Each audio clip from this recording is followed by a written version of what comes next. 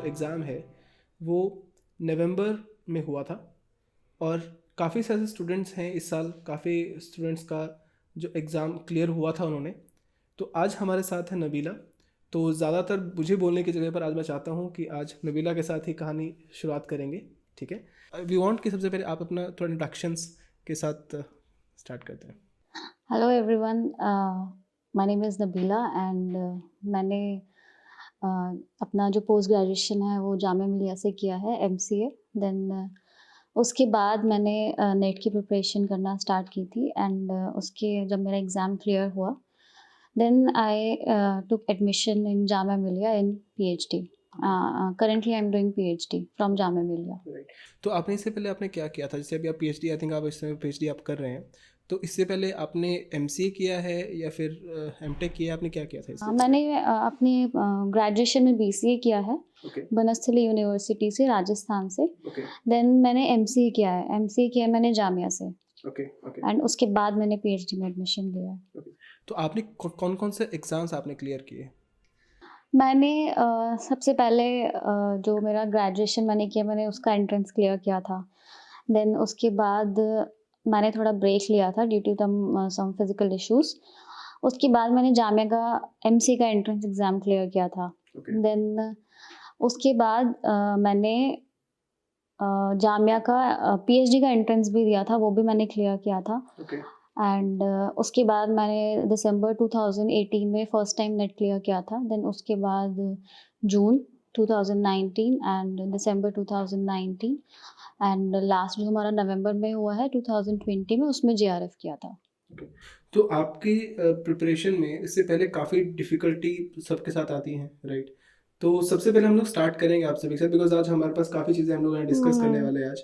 जैसे मैं चाहता हूँ कि आपके पास क्या-क्या स्ट्रगल्स आपने किया, उसका फैमिली बैकग्राउंड क्या था आपका, राइट? तो सबसे आपकी कहानी से साथ स्टार्ट करते हैं कि बिकॉज़ काफ़ी स्टूडेंट्स हैं जो प्रॉब्लम में देखा है काफ़ी स्टूडेंट्स या से आई नो। करने के बाद भी क्लियर कर पाते हैं।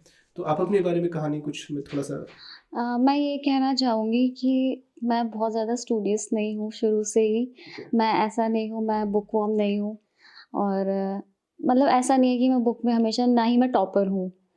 मेरा बस क्या था, मैंने ग्रेजुएशन पूरी मस्ती में काटी है, बहुत मज़े किए मैंने अपनी ग्रेजुएशन में।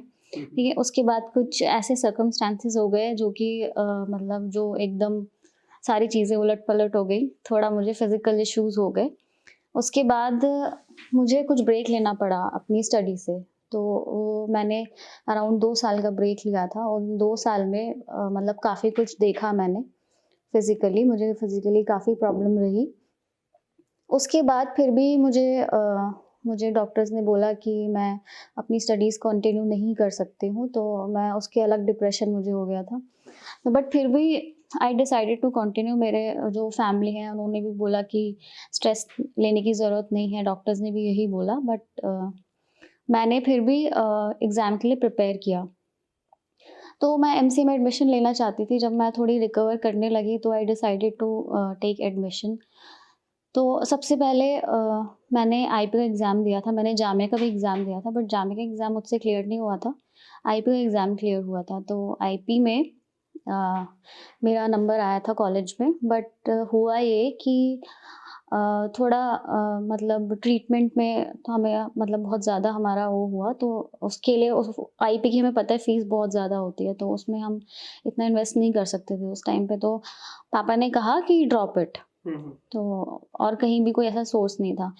तो फिर हमने सोचा कि अ, मैंने फिर भी सोचा कि ड्रॉप नहीं करना चाहिए, मुझे प्रिपेयर करना चाहिए। तो मैंने डिसाइड किया कि ठीक है, मैं 1 साल और ड्रॉप करती हूँ, मैं किसी गवर्नमेंट कॉलेज के लिए प्रिपेयर करती हूँ।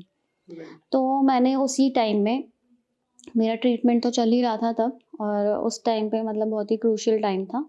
तो I started preparing for Jamia, mainly for Jamia. Right हाँ, क्योंकि मेरा बचपन से रहा है कि एक बार तो जामिया जाना ही है। ओके तो क्योंकि ग्रेजुएशन में भी काफ़ी एग्ज़ाम्स दिए थे, क्लियर नहीं हुए थे।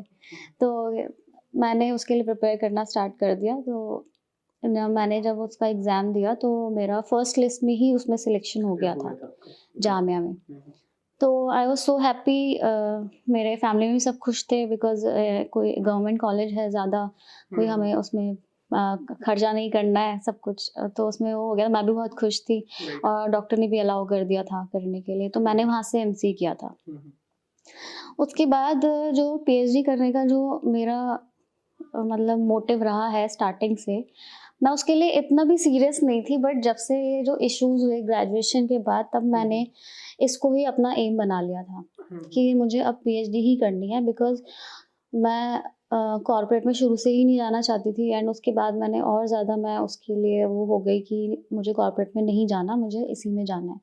क्योंकि आई कैन स्टडी बहुत, जितना भी मैं पढ़ सकती हूँ, मैं पढ़ सकती हूँ, बट मैं ऐसा नहीं कर सकती कि मेरे ऊपर एक सर पे एक काम रखा हुआ है एंड उसका स्ट्रेस मैं मतलब बहुत ज़्यादा नहीं ले सकती।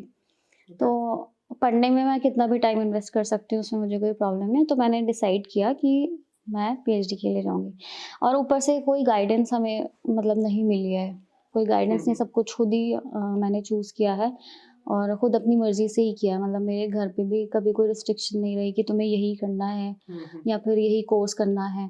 बस रिस्ट्रिक्शन जब ही रही जब मेरी तबीयत ख़राब थी कि मतलब अब ड्रॉप कर दो। तो फिर भी मैंने कंटिन्यू रखा। उसके बाद एमसीए में चलता रहा, एमसीए में मेरी तबीयत सही हो गई थी, उसमें भी मैंने खूब एंजॉय किया एमसीए, मतलब खूब मज़े किए। उसके लिए शायद मतलब मैं चाहती तो थी कि हाँ मुझे पीएचडी करनी है, बट कोई गाइडेंस नहीं थी, कोई सीरियसनेस एज सच थी नहीं।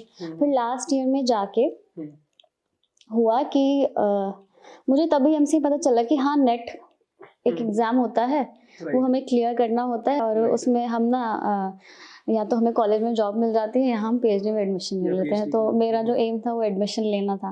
तब मुझे ये भी नहीं पता था कि हाँ हमें जेआरएफ इतना इम्पोर्टेंट है, तो मुझे लगा नेट करना है। ठीक है, अब नेट के लिए मैंने डिसाइड किया पढ़ना। जब मेरे सारे क्लासमेट अपनी प्लेसमेंट्स की तैयारी कर रहे थे, तो मैंने कोई प्लेसमेंट का एग्ज़ाम या फिर मैं किसी भी इंटरव्यू में नहीं गई थी, बिकॉज़ मैंने ऑलरेडी डिसाइड कर रखा था। और मुझे कॉलेज में भी मैंने ट्राई किया था इंटर्नशिप के लिए, बट ये था कि मुझे नहीं पता था कि हम इंटर्नशिप अपनी रिसर्च में भी कर सकते हैं। तब मुझे पता चला कि अगर आप रिसर्च में इंटरेस्टेड हो तो आपके कॉलेज वाले आपको रिसर्च में ही इंटर्नशिप भी कराते हैं। ठीक है, you can write a research paper with your seniors और विद एनी रिसर्च स्कॉलर। तो मैंने कॉर्पोरेट का लाइन बिल्कुल ड्रॉप कर दिया। फिर मैंने सोचा मैं इंटर्नशिप भी अपनी रिसर्च में ही करूँगी। उसके बाद मैंने अपना इंटर्नशिप स्टार्ट किया। तो इंटर्नशिप के दौरान मैंने एक रिसर्च पेपर लिखना स्टार्ट किया था। तो वो एक रिसर्च स्कॉलर थी मेरे सीनियर, उनके साथ। तो मेरे जो प्रोफ़ेसर हैं उन्होंने मुझे ये चांस दिया था कि मैं वो पेपर उसमें कंट्रीब्यूट कर सकती हूँ। तो हमने वो पेपर लिखा था अपनी इंटर्नशिप में।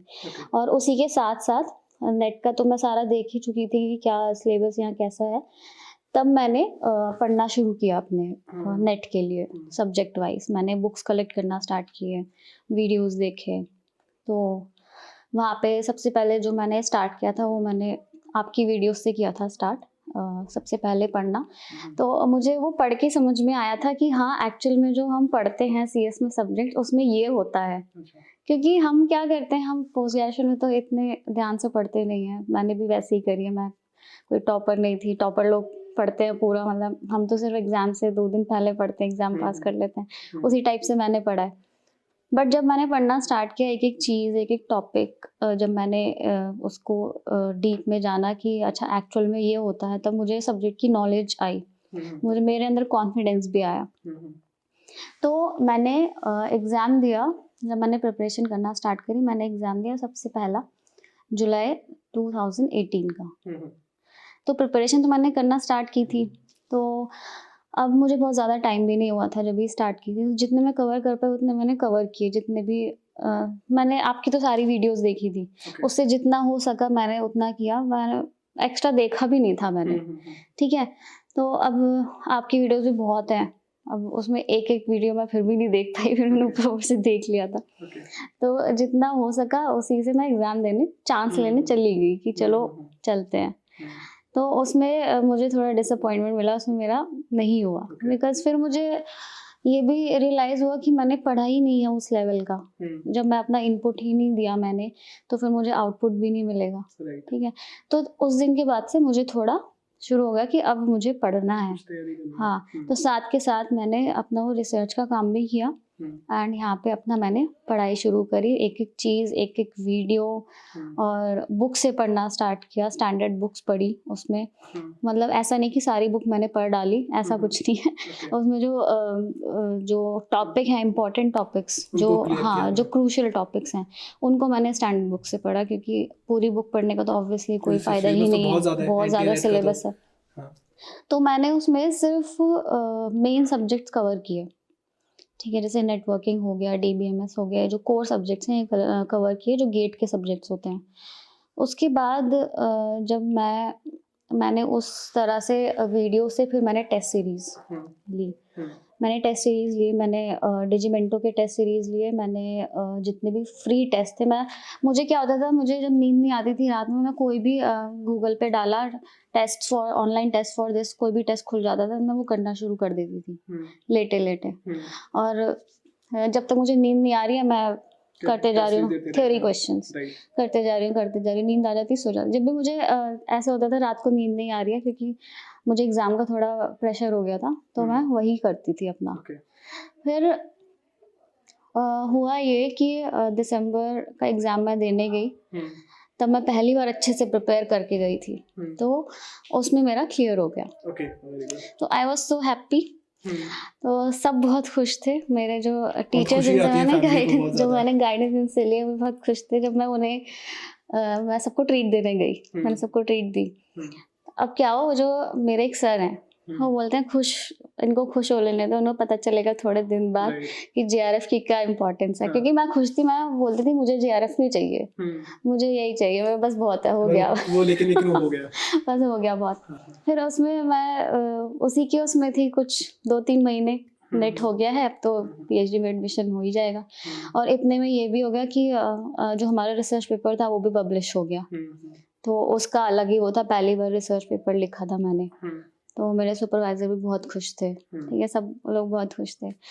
अब धीरे-धीरे जब मैं अपने सीनियर्स से मिली PhD में, जो मेरे साथ के हैं, मेरे कुछ 1-2 क्लासमेट्स हैं जिन्होंने वहीं पे एनरोल किया है PhD में, उनके पास भी JRF नहीं था। तो अब मुझे लोगों से पता चला कि JRF की क्या इम्पोर्टेंस है। वो तो है। लेकिन मेरे में मोटिवेशन नहीं थी JRF के लिए प्रिपेयर करने की। मैंने सोचा बहुत है, अब नहीं, अब सिर्फ PhD करनी है। तो धीरे-धीरे पता चला, जिससे भी बात करी वो यही बोलते हैं कि JRF होना चाहिए PhD में, बिना JRF के मतलब बिल्कुल सर्वाइवल नहीं है PhD में, क्योंकि फंडिंग चाहिए ही चाहिए। मेरा मानना था चलो निकाल लेंगे, कोई बात नहीं। एग्ज़ाम दे दिया, तैयारी थी, तो एग्ज़ाम में देती थी, मैंने कहा एग्ज़ाम तो देना ही है, देखते हैं। फिर अभी 2019 का एग्ज़ाम दिया, वो तो हो गया, नेट तो हो गया, JRF नहीं हुआ, ठीक है। बहुत थोड़े से मार्क्स से रह गया था क्योंकि तभी तैयारी थी, एकदम फ्रेश था सब कुछ। फिर दिसंबर में भी दिया, दिसंबर में देखा भी नहीं खोल के, और उसी बीच में मेरा एडमिशन हो गया PhD में।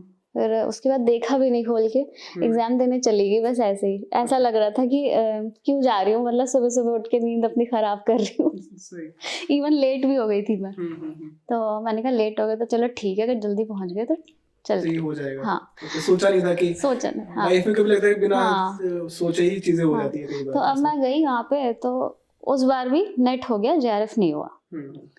तो मैंने कहा अब तो कोई वो ही नहीं है, अब तो मुझे देना ही नहीं है। फिर हुआ ये, मेरी जो कलीग है, ठीक है, उसका उस अटेम्प्ट में JRF क्लियर हो गया।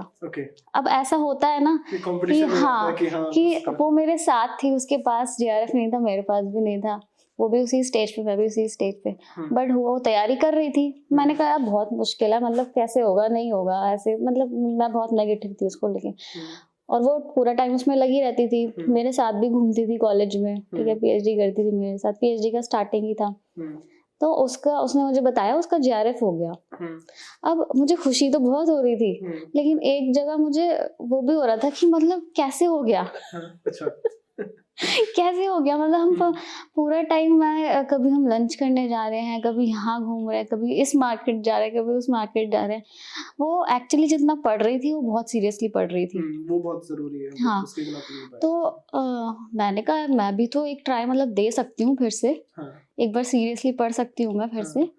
तो अब पीएचडी में हमें पूरा टाइम कॉलेज में रहना पड़ता था, तो वो राइट। भी था कि पता नहीं कैसे होगा, बट उसने मुझे बहुत मोटिवेट किया कि तुमसे हो जाएगा, अभी बहुत क्रिटिकल टाइम नहीं है पीएचडी का, तुम एक बार ट्राई करो।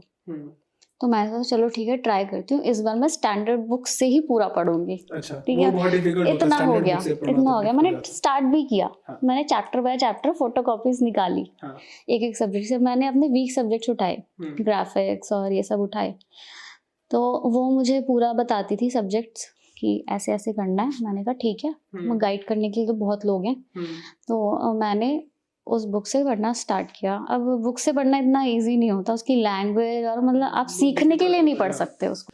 मतलब उसको तो बहुत टाइम लगता है, एक बुक को पढ़ने के लिए आपको 1 साल लग जाएगा सिर्फ एक बुक को प्रॉपर्ली पढ़ने के अब लिए। मैंने कॉलेज में भी 2 घंटे उसके लिए निकाले कि हाँ इतने 2 घंटे उसके लिए पढ़ती हूँ। मैं पढ़ती थी, एक सेंटेंस पढ़ा, थोड़ा सा पढ़ा, निकल गया दिमाग से क्या पढ़ा था। मैंने अब क्या करूँ, ये तो समझ ही नहीं आ रहा। फिर मैंने किया कहाँ से, ग्राफिक्स जो बच्चे कोचिंग लेते थे उनके नोट्स वोट्स और जगह जगह से काफी मैंने, नोट्स में मिल जाते हैं मतलब। हाँ मैं उनसे पढ़ने का ट्राई किया, थोड़ी थोड़ी चीज़ें समझ में आने लगी। अब ग्राफिक्स ऐसा सब्जेक्ट है कि जब आप पढ़ते हो तो आपको समझ तो आ जाता है, लेकिन जब क्वेश्चन करते हो क्वेश्चन नहीं बनता। मेरा हाल वही था कि मैं थ्योरी कर लेती थी, लेकिन जो सॉल्व करने वाला क्वेश्चन होता था न्यूमेरिकल, वो हाँ सॉल्यूशन देखूंगी मतलब पता नहीं लगा। स्टोरी तो थ्योरी तो सब कुछ कर लेते हैं, लेकिन हाँ एग्जाम नहीं हो पाते हैं, मतलब एग्जाम के लिए जो क्वेश्चंस नहीं हो पाते हैं एग्जैक्टली प्रॉपर्ली। हाँ। सॉल्यूशन देखूंगी पता चल जाएगा, ये तो इतना इजी था। बट वो हमें अप्रोच लगानी कैसे है वो समझ ही नहीं आती थी, थ्योरी कितना पढ़े। तो अब मैंने जगह जगह से फिर मैंने दूसरा सब्जेक्ट उठा लिया। मैंने कहा दूसरा उठाती हूँ, इसको बाद में करूँगी। ऐसे ऐसे करके मैंने मतलब पढ़ना शुरू कर दिया। बहुत जगह मैंने बहुत जगह से रेफरेंस लिया है। ठीक है, मतलब मैं बता भी नहीं सकती, बहुत जगह से रेफरेंस मतलब लिया। बहुत सारे तो ऐसे हैं कि जहाँ पर मतलब टीचर्स पढ़ा रहे हैं लेकिन उनका ऐसा कभी नेट क्लियर ही नहीं किया काफी टीचर्स ने, काफी जगह पर ऐसे बहुत होता जगह पे है ऐसा। है। हाँ। तो अब मेरा पेपर 1 वीक था, पेपर 2 मेरा सही था, पेपर 1 मेरा वीक था। तो पेपर 1 की वजह से मेरे मार्क्स जो है रह जाते थे। तो मैंने सोचा पेपर 1 को पहले इम्प्रूव करना पड़ेगा। मुझे सबने बोला कि पेपर 1 को इम्प्रूव करो। तो पेपर 1 के लिए मैं वीडियोस देखती थी। पहले बात तो मैंने पेपर 1 के लिए कभी भी वीडियोस नहीं देखी थी। हाँ, अब तक कभी वीडियोस नहीं देखी। वो एक केवीएस मदान आती है, वही मैं पढ़ते रहती थी। बट हुआ ये, मुझे सबने बोला तुम्हें सिर्फ उससे नहीं चलेगा, तुम्हें और भी चीजें रेफर करनी पड़ेंगी। मैं तब गई यूट्यूब पे पेपर 1 के लिए। अच्छा, तो पहले आप यूट्यूब से ज़्यादा प्रिपरेशन नहीं करते थे? यूट्यूब से मैंने पेपर 2 की प्रिपरेशन करी है पूरी, ओके। बट पेपर 1 की नहीं करी है। पेपर 1 में मैंने पहली बार रेफरेंसेस लेना स्टार्ट किया, वरना वो एक बुक मैंने ले रखी थी, वही मैं पढ़ती थी। फिर मैंने अलग अलग जगह मतलब बहुत सारे टीचर्स मिले अच्छे, कुछ 1-2 बहुत अच्छे मिले जिनके रिव्यूज बहुत अच्छे थे। मैंने कहा चलो इनको करके देखती हूँ, क्या पता हो जाए। तो मैंने उनके टॉपिक्स पढ़ने स्टार्ट किए, तो मुझे ऐसी ऐसी ट्रिक्स बता रहे थे उसमें, तो मुझे लगा सच में मेरे को बहुत कुछ उसमें नहीं आता था जो मुझे आना चाहिए। तो 1-2 टीचर्स हैं जिनको मैंने सब्सक्राइब किया, जिनको मैंने अवेल भी किया, उनकी जो लेक्चर्स हैं वो मैंने लिए, नोट्स भी लिए। फिर ये था कि उनके लेक्चर्स ना रेगुलर लेने पड़ते थे। तो मैंने जस्ट ये किया कि मैंने सब्सक्रिप्शन लिया 1 मंथ का, मैंने सारे नोट्स डाउनलोड कर लिए। फिर 1 महीने का ही लिया मैंने सारे नोट्स डाउनलोड कर लिए। फिर मैंने वही रिपीटेडली मैं पढ़ती गई बार-बार, क्योंकि वो मुझे सबने बताया कि वो बेस्ट नोट्स थे, उनके उससे बाहर कुछ नहीं आता। मैंने वही रिपीटेडली पढ़ती गई। बोर हो रही हूँ तो वही पढ़ना स्टार्ट कर दिया। पेपर 2 मतलब मैंने टाइम टेबल बनाया था पेपर 1 के लिए। हाँ, पेपर 1 के लिए मैंने मतलब बहुत टाइम दिया था पेपर 1 के लिए। पेपर 2 के लिए मैंने अलग टाइम बना रखा था, प्रैक्टिस के लिए, रिवीजन के लिए, और इन सब के लिए अलग टाइम था। तो ऐसे मैंने तैयारी किया। फिर हुआ ये कि हम तैयारी तो कर ही रहे थे, जून का टाइम था, फिर ये लॉकडाउन हो गया। जब लॉकडाउन हुआ तो मुझे लगा इससे अच्छा टाइम कभी नहीं मिलेगा जिंदगी में। किसी घर पे बैठ के आप सब तसल्ली से मैंने किसी को गवर्नमेंट जॉब के, इवन मैंने 2-3 लोगों को मोटिवेट भी किया कि अगर आपको गवर्नमेंट कुछ भी चीज़ के लिए प्रिपेयर कर रहे हो ना, अभी से लग जाओ, क्योंकि अभी पता नहीं कब तक लॉकडाउन है। आपका एग्जाम भी क्लियर हो जाएगा, टाइम भी बहुत है, ऐसा टाइम आपको कभी नहीं मिलेगा लाइफ में। मैंने सबको ये बोला 2-3 लोगों, तो उन्होंने प्रिपरेशन करना स्टार्ट भी करी। तो अब मैंने क्या किया, जैसे ही लॉकडाउन लगा, मार्च में लॉकडाउन लगा था अराउंड 22। तो 22 को मैंने सोचा अब कॉलेज बंद है, कोई परेशान करने वाला नहीं है, मैंने अपनी पीएचडी होल्ड पे डाल दी। ओके। मैंने कहा पूरा टाइम इसी में देना है। हाँ, सिर्फ मुझे 3-4 महीने की तैयारी में हाँ, हमारा वो था कि 3-4 महीने हैं।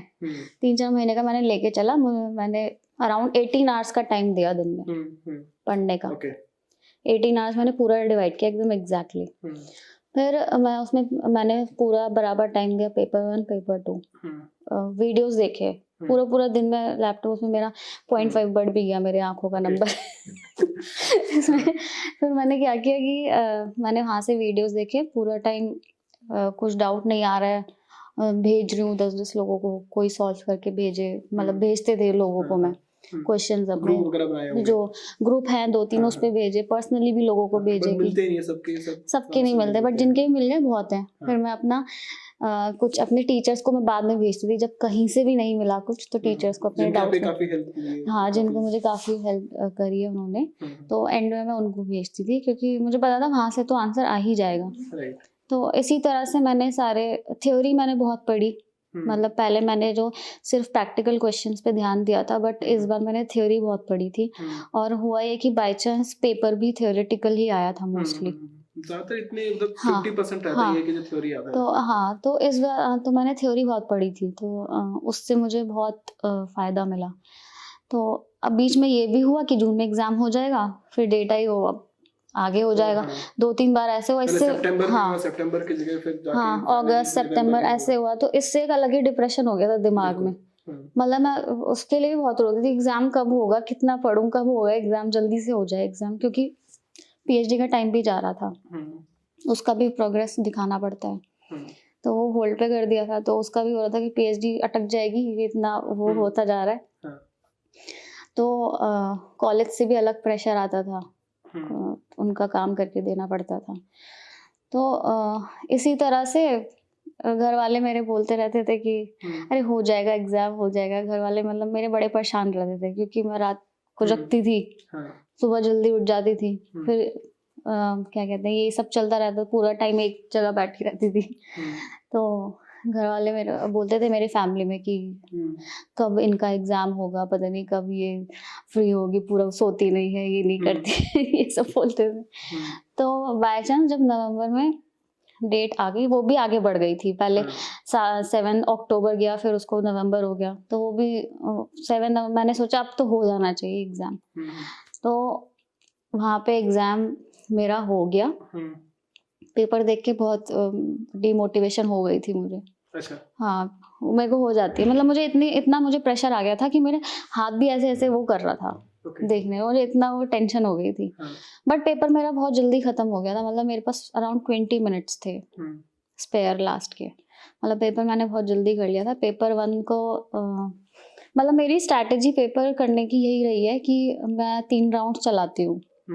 ठीक है, 3 बार हमेशा पढ़ना है। 3 बार मैं 3 राउंड्स पेपर के हमेशा देती हूँ कि सबसे पहले फर्स्ट राउंड में मैं करती हूँ कि जो आंसर मुझे देखते ही हो जा रहा है, कि मुझे देखते ही ये क्वेश्चन का आंसर मुझे आता है, सबसे फर्स्ट राउंड में मैं सारे वो क्वेश्चन अटेम्प्ट करती हूँ कि एटलीस्ट टाइम ना बचे तो वो क्वेश्चन ना रह जाए जो मुझे आता है।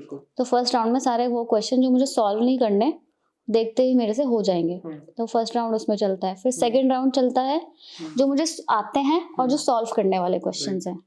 तो सेकंड राउंड मेरा वो चलता है कि जो मेरे को आ गए और मुझे आते हैं, मुझे कॉन्फिडेंस है कि मैं कर लूँगी, और जो सॉल्व करने वाले जिनमें लगने हैं मुझे 1-2 मिनट, तो वो क्वेश्चन मेरे सेकंड राउंड में चलते हैं। थर्ड राउंड में मेरे वो क्वेश्चन चलते हैं जिनमें मैं डाउटफुल हूँ, जो मुझे डिफ़िकल्ट लगता है, थर्ड राउंड में मेरे वो चलते हैं। उनमें मैं अपना पूरा टाइम लेती हूँ क्योंकि मुझे पता है कि मेरे पास इतना टाइम बचा है, इतने क्वेश्चंस रह गए हैं मेरे पास, तो वो टाइम मैं उन क्वेश्चंस में डिवाइड करके जितना अपने दिमाग पे जोर डाल सकती हूँ, सोच सकती हूँ, वो मैं उनमें वो करती हूँ, उनको देती हूँ। फिर लास्ट के 10-15 मिनट जो बचे तो फिर अपना पूरा, क्योंकि 100% देख लिया, क्या पता याद आ जाए, तो होते नहीं उसके अंदर, माइनस हाँ होता नहीं उसके हाँ, अंदर। फिर मैं मतलब इसमें टाइम देती हूँ, क्या पता कुछ याद आ जाए, कोई फॉर्मूला जो मुझे नहीं याद आ रहा है, जो कोई आंसर नहीं हो पा रहा है, क्योंकि होता ही है कि हम क्वेश्चन कर रहे हैं, वो ऑप्शन ही मैच नहीं हो रहा है, तो ऐसा लगता है कि फॉर्मूला शायद गलत लगाया या क्या लगाया, क्योंकि जो हमारा नेटवर्किंग सब्जेक्ट है उसमें बहुत सारे फॉर्मूलेज हैं और उसके जो क्वेश्चंस होते बहुत ईजी हैं, लेकिन वो सही फॉर्मूला लगाना ना, वही सबसे डिफिकल्ट है उसमें, तो वो याद नहीं आता फॉर्मूला। तो थोड़ा वो हम्म, याद करना कि फॉर्मूलेज क्या पता हमने गलत लगाए हैं, कुछ क्वेश्चंस वेरीफाई करना, कुछ क्वेश्चन छोड़ दिए हैं बात के लिए, वो करना उस 15-20 मिनट में। तो इस तरह की मेरी पेपर सही। करने की स्ट्रैटेजी रहती है, 3 राउंड्स। तो फिर आपने जैसे मुझे पहले बताया राइट, मतलब जैसे फॉर एग्जांपल मुझे I also had a brain stroke right, तो मुझे भी लगभग 6-7 महीने हो गए हैं, मुझे भी यार अभी मुझे टाइम होने मुझे भी टाइम लगेगा।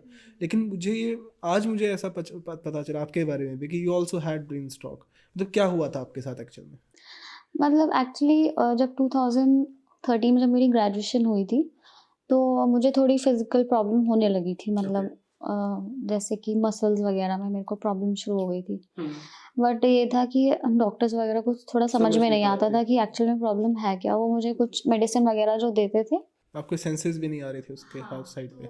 हाँ, तो हम्म। हुआ ये था कि वो जो मेडिसिन देते थे, हम्म। वो किसी और चीज़ की देते थे जो उनको चीज़ समझ में आई, बट वो एक्चुअल में होती नहीं थी, तो थोड़ा सीवियर हो गया था। तो क्या क्या हुआ था, मतलब किस चीज़ को? अ, मतलब कि जैसे कुछ इन्फेक्शन हो गया था, ओके। कुछ ओके। ब्लड इन्फेक्शन हो ब्लड। गया था, ओके। हम्म। तो उसकी वजह से वो सीवियर हो गया था फिर, तो बहुत ज़्यादा प्रॉब्लम हुई, तो उसकी वजह से मतलब का वो ऑर्गन्स पे डैमेज करता है। हम्म।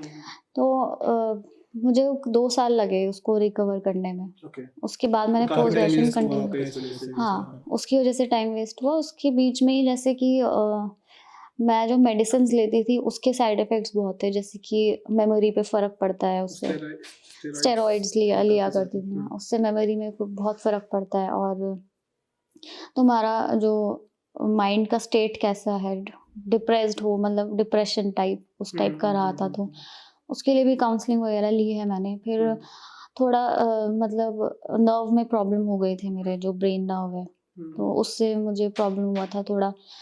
मतलब सेंसेस आना बंद हो गए थे, जैसे लेफ्ट साइड में थोड़े सेंसेस कम हो गए थे, तो उसको रिकवर करने में काफ़ी टाइम लगा मुझे। राइट, मतलब आपको ऐसा लगा था हाफ साइड का आपका भी सेंसेस नहीं थे आपके? सेंसेस हाँ। कम हो गए थे। और फिर उसको लगभग आपको 6 से 7 महीने तक का मतलब ठीक होने में आपको टाइम हाँ, लगा था रिकवर सब करने कुछ, में हाँ। लगे। तो उसका बहुत साइड इफ़ेक्ट्स था, क्योंकि उसमें ये था कि सबसे पहला जो रिक्वायरमेंट है कि स्ट्रेस नहीं होना चाहिए, हम्म। तो स्ट्रेस तो था ही। बिल्कुल। पढ़ाई में तो स्ट्रेस तो रहेगा, इंडियन में ऐसा, इंडिया में तो होता ही है ऐसा।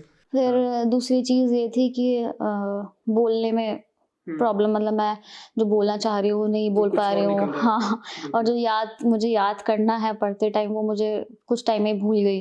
राइट। ठीक है, जस्ट अभी पढ़ा है, अभी भूल गई क्या पढ़ा है। राइट। ठीक है, किसको क्या बोलना है, क्या करना है, हम्म। तो ये सब चीज़ें हो गई, और थोड़ा माइंड में भी थोड़ा डिप्रेशन हो गया था, तो उसकी वजह से भी सामने कोई कुछ बैठ के बोल रहा है, वो मैं सुन ही नहीं रही हूँ। सुन ही नहीं पाता कि आप क्या बोल रहे हैं, प्रोसेस ही नहीं होता है ब्रेन हाँ, के वो अंदर। बोले जा रहा है, हाँ। मतलब सुन ही नहीं रही हूँ, बाद में अच्छा ये कुछ बोल रहा है, ओके। मतलब इस टाइप की चीज़ें। तो फिर उसको रिकवर करने में काफ़ी तो इसमें मतलब जैसे जनरली होता है कि मेरे साथ भी ऐसा होता है कि जैसे जो दवाइयाँ चलती है आपकी, तो उससे पहले स्टीरॉइड्स की वजह से होती है, उससे कोलेस्ट्रॉल बढ़ता है। तो जब कोलेस्ट्रॉल बढ़ता है तो वेन्स के अंदर वो फैट बढ़ता है उससे, तो वो क्लॉट हो जाता है। राइट, तो same happen to me. Right, तो मेरे साथ भी क्या हुआ कि मेरे साथ भी जो जब मेरा बढ़ा मेरा, तो उसके साथ साथ मेरा वहाँ से क्लॉट हो गया था ब्रेन के अंदर, और फिर मेरा हाफ साइड का जो ब्रेन जो थे वो वहाँ से क्लॉट आ गया था, तो वहाँ से काम करना मेरा भी कम हो गया था। Right, same happen to you also, है ना? तो ये मतलब बेसिकली हम दोनों मतलब एक मतलब मेरे से मैंने फर्स्ट टाइम मैं देखा था कि मतलब इट हैपन टू मी कि एक फिट पर्सन के साथ ऐसा हो सकता है, लेकिन मुझे आज तक कोई मिला नहीं था। तो आज पहली बार मैंने देखा कि यार 7 महीने मुझे कब, आज मुझे पता चला कि यार ऐसा भी हुआ है, मतलब आपके साथ भी ऐसा हुआ। बिकॉज मुझे भी ऐसा लगता है कि मुझे कितना टाइम होने में टाइम लगेगा, मुझे लगभग लग जाएगा, मतलब 1 साल 2 साल मुझे ठीक होने में मुझे टाइम लगेगा। लेकिन आपके साथ भी, आप यू ऑल्सो बीन देयर, तो आपने भी कैसे मतलब अपने हाउ मतलब कैसे उसको किया? जैसे आपके जब आपको ब्रेन स्ट्रोक हुआ आपको, राइट, आपका भी हाफ साइड का सेंसेस नहीं आ रहे थे आपको, तो उस समय पर फिर आपको कैसे क्या किया आपको ठीक होने के लिए? उस समय पर क्या किया आपने उस समय पर? एक्चुअली मेरा जो ट्रीटमेंट ऑलरेडी चल ही रहा था, जो मुझे मेन प्रॉब्लम थी, हम्म। तो जब वो प्रॉब्लम हुई, तो मेरे जो डॉक्टर थी उन्होंने ही मुझे सजेस्ट किया कि I should consult a neurologist. Right. तो उन्होंने न्यूरोलॉजिस्ट को मुझे रेफ़र किया, तो मैं वहाँ पे उनसे मिलने गई।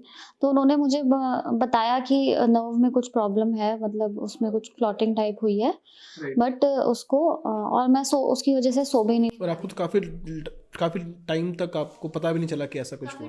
रियलाइज़ ही काफ़ी टाइम बाद हुआ कि मतलब मुझे सेंसेस में प्रॉब्लम हो रही है। मुझे मतलब ऐसी चीज़ें होने लगी कि मुझे पता ही नहीं चलता था कि ये कुछ सेंस में प्रॉब्लम है। काफ़ी टाइम बाद तो मुझे पता लगा वो। फिर जब मैं उनके पास गई, जब मेरी नींद वो हो गई, जब मुझे नींद ही नहीं आई, मैं सो नहीं पा रही थी, 4-5 दिन मैं सोई नहीं। राइट। तो जब मैं न्यूरोलॉजिस्ट के पास गई, आपको एक साइड तक कुछ 5 दिनों तक आपको पता नहीं चला कि नींद ही नहीं आ रही? हाँ, और वो ये भी नहीं पता चला कि नींद क्यों नहीं आ रही है।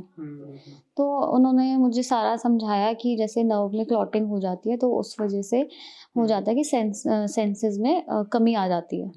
तो ये उस चीज़ की प्रॉब्लम है, और मतलब उन्होंने मुझे थोड़ी नींद की भी दवाई दी स्टार्टिंग में। तो डिप्रेशन एंड ऑल? डिप्रेशन के एंटी डिप्रेसेंट्स बहुत दिए, राइट। एंटी डिप्रेसेंट्स बहुत लिए हैं मैंने। तो उसकी वजह से मेरे को नींद आनी शुरू हुई। राइट। मतलब ये प्रॉब्लम तो उन्होंने सॉल्व थोड़ी करी कि मैं सोने लगी थी।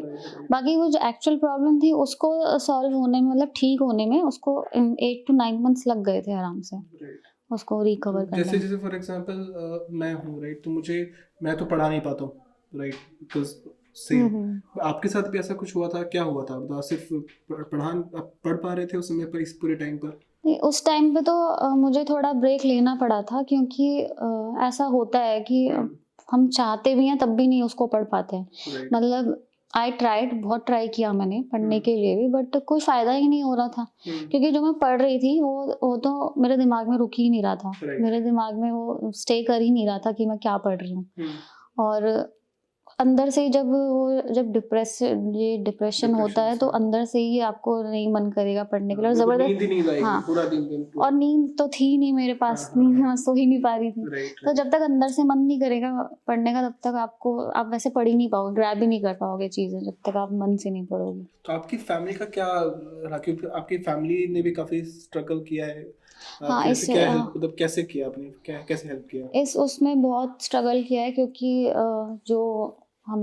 जितने भी जो हमारा एक्सपेंस हुआ है ट्रीटमेंट वगैरह में, वो बहुत बहुत ज़्यादा रहा है। expensive, right? तो उसकी वजह से भी ये हुआ है कि मैं आईपी में एडमिशन नहीं ले पाई थी, और मुझे अच्छा लगता है कि मैं नहीं ले पाई थी उस वक़्त, क्योंकि उसके बाद मुझे जामिया में एडमिशन मिल गया था, तो शायद मैं वहाँ एडमिशन ले लेती तो मेरा कुछ वहाँ आप नहीं वो होता। नहीं करते, हाँ। तो तब से मैं यही बिलीव करती हूँ कि जो भी होता है वो अच्छे के लिए ही होता उसके है। बाद अच्छा होगा। हाँ, कि शायद मेरी तबीयत इतनी ख़राब कभी नहीं होती, तो मैं इतनी सीरियस भी नहीं होती।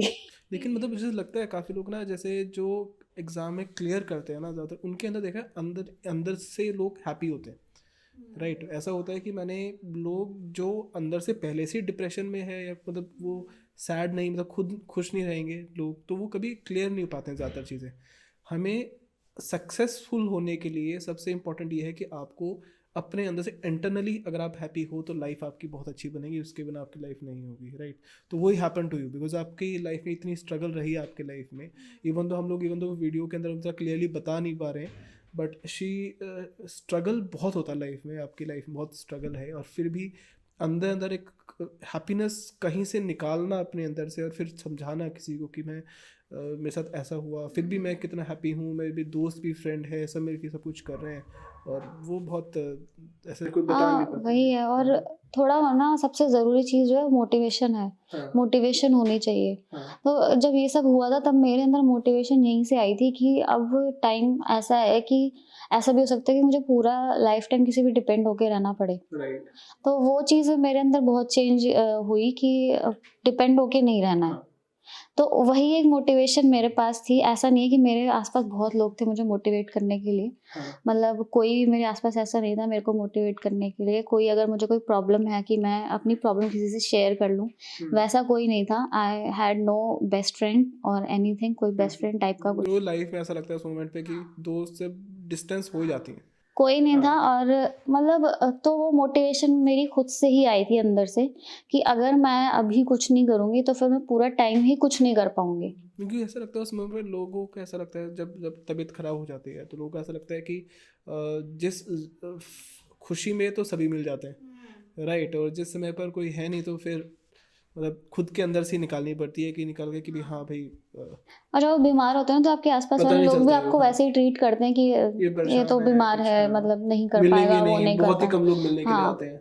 अब जैसे मुझे भी मैं बार बार अपने सेक्शन बार बार बोल रहा हूँ, बट फिर भी जैसे मुझे 6-7 महीने हो गए, लोगों के साथ क्या होता है कि जो फ्रेंड्स वगैरह होते हैं वो देखने के बाद कोई पूछने भी नहीं आता है बाद में कि हाँ ऐसा वो ट्रीट ही ऐसे करते हैं ऐसे, कि हाँ आप बीमार हो, हाँ, वो या मतलब फिर आप, कुछ मतलब ऐसा होता है लोगों को वो भी बताते भी नहीं है मतलब कि हाँ ऐसा वो कुछ, इसी हाँ टाइप का होता है। तो जब ये हुआ था तब भी मेरे अंदर ये मोटिवेशन आई थी जब मैंने एमसीए में एडमिशन लिया था कि मतलब करना ही है, कैसे भी करना है, क्योंकि इसके अलावा मैंने हमेशा इसके यही बिना सोच कुछ के लाइफ किया है में कुछ करना कि ही कुछ पड़ेगा, नहीं है। हाँ मैंने यही सोच के हमेशा किया कि लाइन अगर जो चूज कर रहे हो तो सिर्फ वही देखो, ऑप्शंस मत देखो। अगर ऑप्शंस देखोगे तो क्या होगा, ये सोचोगे ये नहीं हुआ तो यहाँ जाएंगे, ये नहीं हुआ तो यहाँ जाएंगे। अगर ये सोचोगे कि यही लाइन है तो फिर आप फिर वही करोगे, आपके पास कोई और रास्ता ही नहीं बचेगा। तो बस यही सोच के मैंने किया।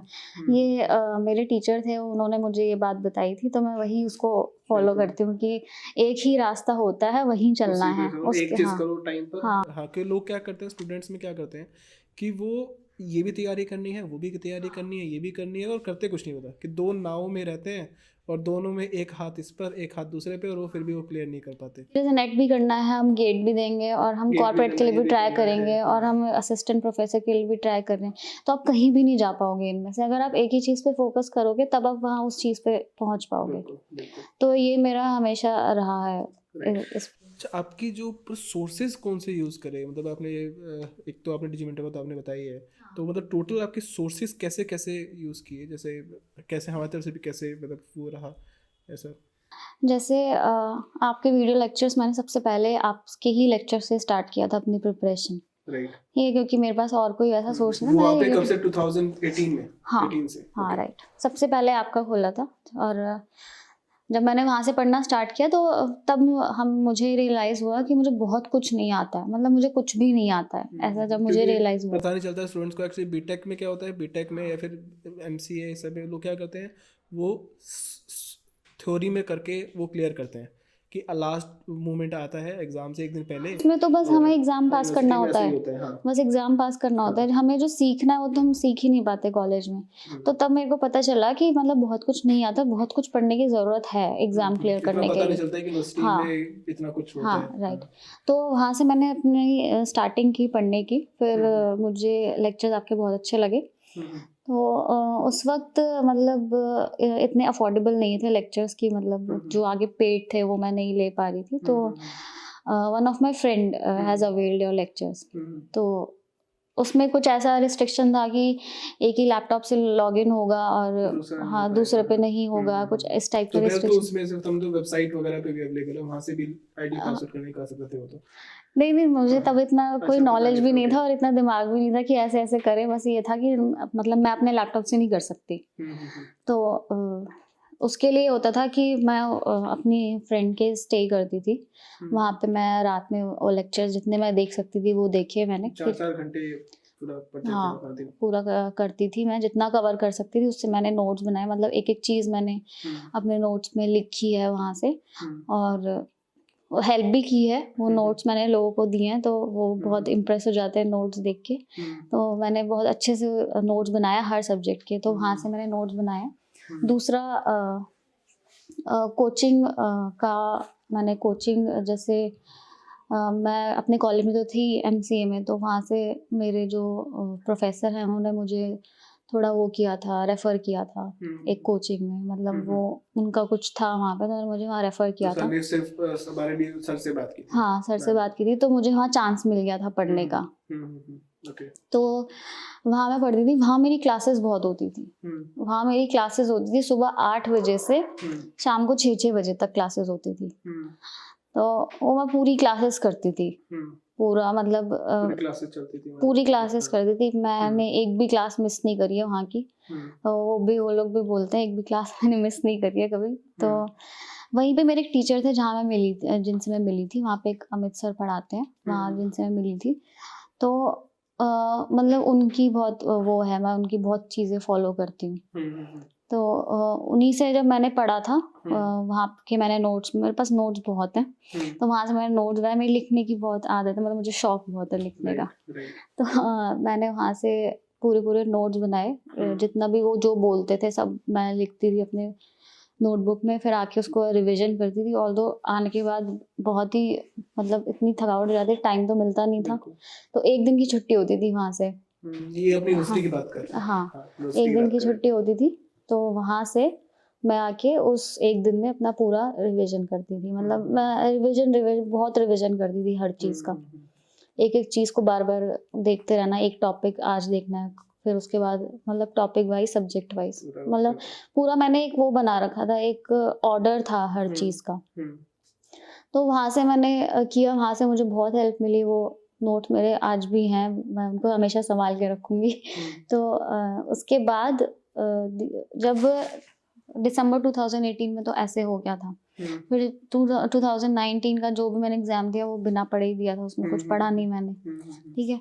फिर उसके बाद जब अभी मैंने सोचा कि हाँ, फिर से देना है, फिर से देना है, तब मैंने एक उस पे है पेपर 1 के लिए, मुझे पता था पेपर 1 मेरा लैग कर रहा है, वही मुझे इम्प्रूव करना है। हमारी पूरी क्लासेस हमें फ्री ऑफ कॉस्ट हाँ। चल रही है तब से लॉकडाउन से। तो पेपर 1 की वीडियोस देखना मैंने स्टार्ट करी थी। तो पेपर 1 की वीडियोस मैंने बहुत देखी, मैंने 2-3 लोग रेफर किए थे पेपर 1 के लिए, क्योंकि मुझे पता था बहुत वास्ट है, एक जगह से नहीं चलेगा। अगर एक चीज़ कोई ये पढ़ा रहा है तो दूसरी चीज़ कोई नई चीज़ पढ़ा रहा होगा फॉर श्योर, ठीक है। तो और उसमें इंडियन लॉजिक जो ऐड हुआ है वो मतलब वो मुझसे हुआ ही नहीं, मुझे अभी भी लगता है कि मुझसे हुआ नहीं। एनटीए का सिलेबस में बहुत बहुत वास्ट है। 30 सब्जेक्ट हो जाते हैं।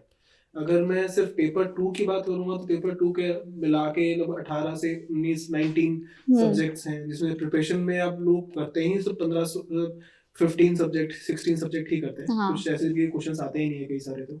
और लेकिन पेपर 2 भी उतना लेंदी है, राइट। तो टोटल मिला के अगर कोई बहुत पूछा जाए ज़्यादा कि हो कितना जाता है। सब्जेक्ट है, 30 सब्जेक्ट्स है। आई डोंट थिंक सो इतना एग्जाम में होना चाहिए। हाँ, 98 बिल्कुल में नहीं। आई डोंट थिंक सो इतना होना चाहिए, बट स्टिल हमने भी क्या किया था, हम लोगों ने भी जो पूरा जो पेपर 1 है हमारी वो फ्री ऑफ कॉस्ट चलती है हमारी क्लासेस में।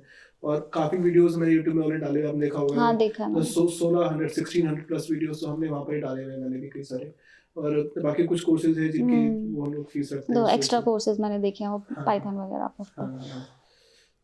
तो यही हुआ था कि मैंने वहाँ से वीडियोस देखे थे, और जो नया ये इंडियन लॉजिक सब्जेक्ट आया है ये मतलब इतना वास्ट है और इतना मतलब पूरा इसमें हिंदी वो आ जाता है एक तरह से। तो उसकी भी लोगों ने, क्योंकि नया सब्जेक्ट आया तो काफ़ी नोट्स डाल रखे थे, तो मैंने सारे नोट्स के डाउनलोड किए, उनके प्रिंट आउट्स निकलवा के लाई, क्योंकि हमेशा मैं फ़ोन पे लैपटॉप पे नहीं पढ़ सकती थी। तो कभी मन किया खोला, पढ़ा। हाँ, तो इतना मोटा इंडियन लॉजिक का वो हो गया था। अब मैंने कहा कि प्रिंट आउट निकलवा के इतना मोटा स्पाइरल बन गया था। मैंने कहा कि और कोई नई चीज़ नहीं, इतना बहुत है। इतना बहुत है, क्योंकि मैं रीडिंग करती रहती थी। लोग ना क्या करते हैं ना, मैंने कई स्टूडेंट देखा है, वो क्या करते हैं कि हर तरीके से इसको उठा लेते हैं, जितने भी कहीं से नोट्स मिल जाए ये उठा ले, वो कर ले, वो कर ले। लेकिन प्रॉब्लम है कि जो तुम कर रहे हो उसमें से आधी चीज तुम पढ़ोगे नहीं। हाँ, राइट। जो पढ़ना है तो पता होना चाहिए क्या चीज पढ़नी है, क्यों प्रॉपर एक तरीका होता है कि भाई ये चीज पढ़नी है, ये नहीं पढ़नी है, फिर यहाँ से पढ़ना है, वहां से नहीं पढ़ना। काफी स्टूडेंट्स को मैं देखा है कि हर जगह पर उठा लो, ये भी उठा लो। लेकिन अब प्रॉब्लम ये है कि आप एक जगह पर फोकस करो, एक टीचर को पढ़ लो या फिर एक उसको करो, तो उससे भी अच्छे से हो जाता है ना। मतलब कहीं हर तरीके से निकल फायदा नहीं होगा। तो उससे कुछ ऐसा फायदा कुछ हुआ होगा आपके? नहीं, इंडियन लॉजिक एक्चुअली नया सब्जेक्ट आया था। हाँ। तो मैंने सोचा था कि अभी बहुत ज़्यादा मटेरियल इसका नहीं है अवेलेबल, ठीक है। और हुआ ये था कि इंडियन लॉजिक के क्वेश्चंस मैं छोड़ के आई थी पिछले एग्जाम में। तो मैंने कहा कुछ सब्जेक्ट्स मैंने ऐसे उठाए थे कि ये तो मुझे जितना हो सके उतने करने हैं। हाँ। सारे नहीं उठाए थे, जो मुझे पता था कि मैं छोड़ के आई हूँ और मतलब मुझे करना ज़रूरी है, वो मैंने जितना हो सका था उतना कवर करने का कोशिश किया था। फिर भी इंडियन लॉजिक को जितना करो उतना कम है, पेपर 1 तो जितना कर लो उतना कम है। तो बहुत जगह मैंने रेफर किए, नोट्स निकाले, वही पढ़ती थी, रिपीटेडली पढ़ते रहती थी। तो पेपर 1 में टोटल कितना टाइम लगा पेपर 1 को पूरा पढ़ने में? मैंने डेली पढ़ा है पेपर 1। तो कितना टाइम लगा? कितने मैं किसको बोल सकता हूँ स्टूडेंट को कि सर पेपर 1 के लिए इतने महीने हमें जो लगेंगे कि आज दिन इतने घंटे पढ़ो और इतने दिन में हो जाएगा? तो ऐसा कुछ बता सकते हैं कि? मैं ये बोल सकती हूँ कि जैसे हमें एक एग्जाम के बीच में 4 से 5 महीने का टाइम तो मिलता ही है। तो ऐसा नहीं है कि हमने लास्ट के 1 महीने में पेपर 1 कर लिया या लास्ट के 15 दिन में पेपर 1 कर लिया। पेपर 1 डेली लेके चलना पड़ता है, क्योंकि डेली ही करना पड़ेगा उसे। क्योंकि एक बार आप पेपर 1 खत्म करोगे तो उससे नहीं होगा, फिर आप उसको दोबारा रिपीट उसको करना पड़ेगा। फिर उसको करना पड़ेगा, क्योंकि आप कोई न्यू वेबसाइट खोलोगे, किसी न्यू एजुकेटर का कुछ खोलोगे तो वो कुछ नया ही बता रहा होता है पेपर 1 में। तो पेपर 1 कभी ख़त्म नहीं होता, हाँ। कभी ख़त्म नहीं होगा पेपर 1। और पेपर 2 का कैसा रहा? जैसे अपने पेपर 2 में कितना टाइम लगा प्रिपरेशन करने में पेपर 2 के लिए? पेपर 2 में मैं क्या करती थी, जैसे मैंने स्टार्टिंग से ही स्टार्ट किया सब कुछ। मतलब ऐसा नहीं कि सिर्फ रिवीजन से स्टार्ट किया, स्टार्टिंग से फर्स्ट यूनिट से पूरा स्टार्ट किया था। जैसे मैंने ऐसे बांट रखा था कि एक टाइम में 2 सब्जेक्ट्स लेके चलना है। ठीक है, जैसे एक टाइम मैंने डिस्क्रीट ले लिया, एक टाइम में डीबीएमएस ले लिया। तो मैंने टाइम डिवाइड कर रखा था कि 2 घंटे थ्योरी इसकी पढ़नी है, 2 घंटे थ्योरी इसकी पढ़नी है, 3 घंटे तीनों के मिक्स्ड क्वेश्चंस करने हैं, फिर उनको फिर रिवाइज करना है। तो ऐसे मैंने डेज बांट रखे थे, एक 1 वीक 10 डेज ऐसे हर उसका किसी ने 15 डे ले लिया किसी सब्जेक्ट ने।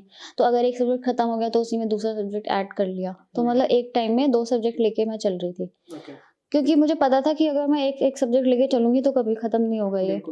तो 2 सब्जेक्ट अपने पेपर 2 के लेके करती थी मैं, और अपना पेपर 1 का एक सब्जेक्ट करती थी। और जो एप्टीट्यूड था, मैथमेटिकल एप्टीट्यूड और जो रीजनिंग थी, वो मैं डेली आधा घंटा या 1 घंटा, कुछ नहीं मिल रहा है, जैसे बोर हो रही हूँ या कुछ हो रही हूँ, तो कोई भी टॉपिक उठाया एप्टीट्यूड का, करने बैठ गई क्वेश्चन, कुछ भी उठा लेते हैं कहीं कुछ से, भी कहीं से, बिल्कुल किसी से वो कहीं रिलेशन से, नहीं होता एक दूसरे हाँ का। कोई भी बुक उठा लो, कुछ भी आर एस उठा लो अग्रवाल तो उठा लो, हाँ। कुछ भी उठा लो, कहीं से भी क्वेश्चन ले लो, हाँ। इंटरनेट खोलो 50 बिल्कुल, क्वेश्चन आ जाते हैं। बिल्कुल।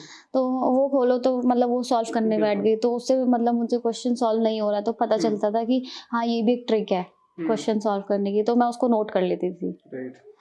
अच्छा, इसमें तो किसी स्टूडेंट्स के लिए मैं क्या सजेशंस दे सकता हूँ, एस्पिरेंट्स के लिए जो प्रिपरेशन करने वाले हैं अभी, तो उनके क्या आप सजेशंस दे सकते हो अपने? मेरी तरफ से सबसे बड़ा सजेशन तो ये है, मतलब अकॉर्डिंग टू माय एक्सपीरियंस, वो ये है कि कंसिस्टेंसी होनी चाहिए। राइट।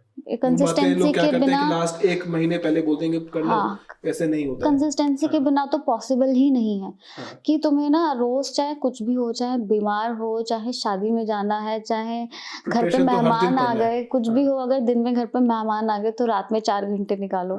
अगर रात में नहीं कर पा रहे तो दिन में उसको कवर करो, यानी कि डेली बेस। ऐसा नहीं है कि अगर एक दिन छोड़ दिया, अगले दिन तुमने 20 घंटे पढ़ाई कर ली, फिर अगले 2 दिन छोड़ दिए, फिर 20 घंटे पढ़ाई कर ली, तो वो तो बिल्कुल भी मैच नहीं करेगा। क्योंकि अगर हम 15 दिन भी अगर ये रूटीन फॉलो करते हैं ना, फिर वो हमारे रेगुलर रूटीन में ही आ जाता है। फिर ये होता है कि हमारा ये छूट गया, आदत हो जाती है हाँ, करने की। कि जैसे अगर किसी दिन मेरा वो हो गया कि आज मैंने एप्टीट्यूड के क्वेश्चंस नहीं करे, तो मुझे लगता था वो कहीं ना कहीं भी किसी स्लॉट में टाइम निकाल के उसको कवर करना है, कि मुझे 10 क्वेश्चन तो एप्टीट्यूड के करने ही करने हैं। तो इस तरह से जब आप 15 दिन ये फॉलो करोगे तो खुद ही प्रोग्राम हो जाओगे, आपका दिमाग वैसे ही प्रोग्राम हो जाएगा करने के लिए। मैं तो बल्कि काफी बच्चे बताता हूँ, मेरे पास कोर्सेज आते हैं बच्चे लेने के लिए, 15 दिन बचे हैं सर, 15 दिन पहले मेरे को तैयारी करनी है नेट की, कैसे करूँ? अब तक मैंने इससे पहले प्रिपरेशन करी है? नहीं सर, बस आज ही सोचा है। मतलब ऐसा बोलता है सर 30 डेज है क्या करो, ऐसा नहीं हो सकता, मतलब क्योंकि इसका सिलेबस बहुत लेंदी है, आपको करने में कम से कभी मैं कहता हूँ 8 महीने तो मिनिमम लगेगा तसल्ली से, अगर आप तैयारी करोगे, अगर तो सिर्फ इसी पे फोकस करोगे तो। और अगर ये बोलो कि एवरेज कितना टाइम लगता है, 1 साल तो लग ही जाता है बहुत आराम से। हाँ, अगर कोई बच्चा बोलता है कि सर मेरे को 3 महीने में कर लो, नहीं हो सकता। बोले 2 महीने में कर लो, नहीं हो सकता। 4 महीने में भी डिफिकल्टी होगा। मतलब आप 4 मंथ भी बोल सकते हो कि भाई हाँ मैं पूरा फुल टाइम तक सिर्फ प्रिपरेशन कर रहा हूँ, 4 महीने हो गए, तो आप हर दिन 12 घंटे वगैरह, तब तो मैं कह सकता हूँ कि भाई ठीक है आप 4 महीने और अच्छे से प्रिपरेशन आप कर सकते हो। बट ये नहीं बोल सकते सर 3 महीने 2 महीने में हो जाए। और जब एक्चुअल में आपका मोटिव होगा ना कि आपको एग्जाम क्लियर करना, तो आपको नींद वैसे ही नहीं आएगी। हाँ, तब आपको नींद आएगी नहीं। आप सुबह मतलब ये सोचोगे चलो अब उठ जाता हूँ, अब मुझे नींद नहीं आ रही, अब पढ़ने लग जाता हूँ। ऐसा होता है। क्योंकि मेरे साथ भी, मैं अपना ना सबसे ऊपर जो मेरी जहाँ मेरी बुक्स रहती हैं, वो मैं अपनी चेयर पे रखती हूँ, जो मैं अभी करेंटली पढ़ रही होती हूँ। तो मैं सबसे ऊपर अपने वो चीजें रख के बैठती थी, जैसे कि पेपर 1 के, जैसे हायर एजुकेशन हो गया, ये सब चीजें जो हमें याद करनी है। तो सुबह उठ के ना कुछ वैसे इतना तो होगा नहीं कि मैं क्वेश्चन सॉल्व करने बैठ जाऊँ, तो मैं वही उठा के अपना रीड करना शुरू कर देती थी कि अच्छा ये अच्छा है। मतलब अगर नींद में भी हो तो भी एक कुछ चीज तो दिमाग में बैठेगी, कुछ तो रह जाएगा दिमाग में। ठीक है, अगर 100 में से 20% भी रह गया तो बहुत है उस टाइम के लिए। तो एग्जाम के लिए ना बहुत चीजों की हेल्प नहीं होती है। आपके खुद यूनिवर्सिटी के भी फ्रेंड्स भी होंगे, आपके टीचर्स भी होंगे, कोचिंग में हमारे भी होंगे, या दूसरे फ्रेंड से भी ले सकते हो। हर तरीके से मतलब बेसिकली ये है कि कहने मतलब है कि एग्जाम क्लियर होना चाहिए, बहुत लोगों का चाहे कंट्रीब्यूशन होता है। हाँ सबकी वो रहता हम्म, है ना। तो एक छोटा सा आपसे बस पूछना चाहता हूँ कि स्टूडेंट्स के लिए जैसे बिकॉज हमारे साथ कोर्सेज वो लेते हैं तो उसमें आप डिजिमेंटल ने आपको किस तरीके से हेल्प रहा उस चीज के लिए प्रॉपरली, ताकि बच्चों का फ्यूचर के वो क्या हमारे कोर्सेज को प्रेफर करेंगे या नहीं करेंगे, जस्ट एक प्रॉपर एक मुझे रियलाइज तो डिजिमेंटो ने ही कराया कि मुझे बहुत कुछ नहीं आता है। अच्छा मुझे रियलाइजेशन तो वहीं से स्टार्ट हुआ है कि मुझे बहुत कुछ नहीं आता, बहुत कुछ करना है। जब हम्म मैंने वहाँ से वीडियोस में पढ़ना स्टार्ट किया तो मुझे वहाँ से ये पता चला कि मतलब आई डोंट नो एनीथिंग, मैं अब तक क्या ग्रेजुएशन में क्या पढ़ा था मैंने, मतलब यहाँ पे इतना कुछ है जो मुझे नहीं पता था। तो वहीं से मेरी एक वो हुई। और ऊपर से लेक्चर्स भी ऐसे नहीं थे कि बोरिंग से थे, लेक्चर्स भी बहुत इंटरेस्टिंग थे और मेरे अंदर एक मोटिवेशन भी थी करने की, तो वो दोनों का कॉम्बिनेशन था। और पूरी तो हेल्प, पूरी सबकी हेल्प चाहिए होती है, पूरी, बस की भी हाँ चाहिए होती है, सबका एफर्ट हाँ, तो सबको चाहिए होता तो है। कॉलेज तो चल ही रहा था, वहाँ से टाइम निकाल निकाल के मैंने पूरे सारे लेक्चर्स देखे। फिर ऊपर से जो मेरा जो ब्रश अप हुआ है वो हुआ है टेस्ट सीरीज मैंने ली थी, डिजिमेंटो की टेस्ट सीरीज ली थी। तो टेस्ट सीरीज चाहे मतलब टेस्ट सीरीज बहुत ज़रूरी है। लास्ट के मंथ में आपको सिर्फ टेस्ट सीरीज पे ही ध्यान देना होता है, क्योंकि उसमें से कुछ क्वेश्चंस आए थे उसमें टेस्ट से सीरीज से क्वेश्चंस का उसे मतलब एक तरीका बताओ कि इस तरह क्वेश्चन आएंगे, इस तरह के ऐसा कुछ हुआ था ऐसा? उससे ना आपको चाहे क्वेश्चन आए या ना आए, उससे मुझे मतलब नहीं था कि क्वेश्चन आ रहा है या नहीं आ रहा है।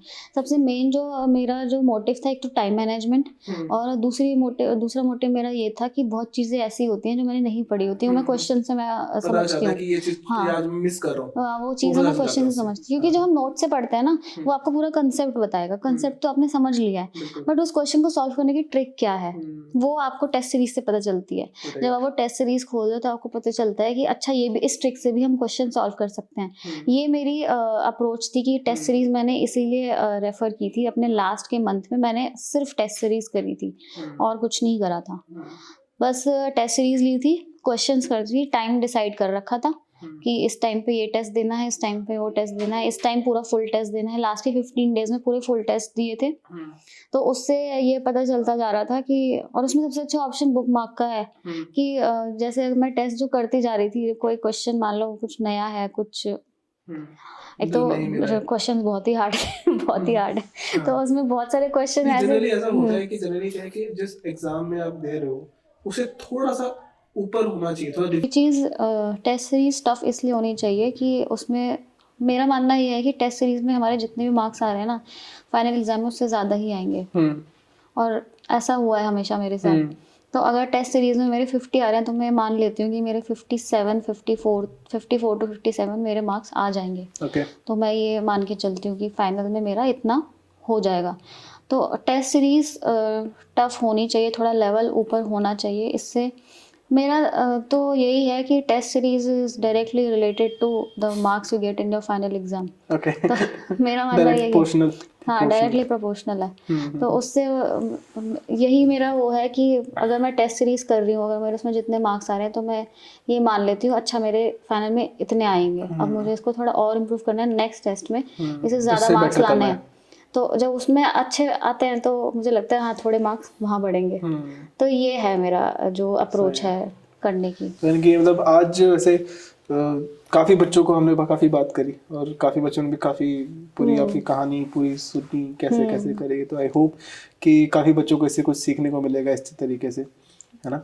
तो चलो आज के लिए तो काफ़ी अच्छा लगा आज हम सभी के लिए भी, एंड वी आर हैप्पी आप सभी के लिए, और आपने एग्ज़ाम क्लियर किया और फ्यूचर में हमारी तरफ से भी आपके लिए भी हैप्पी।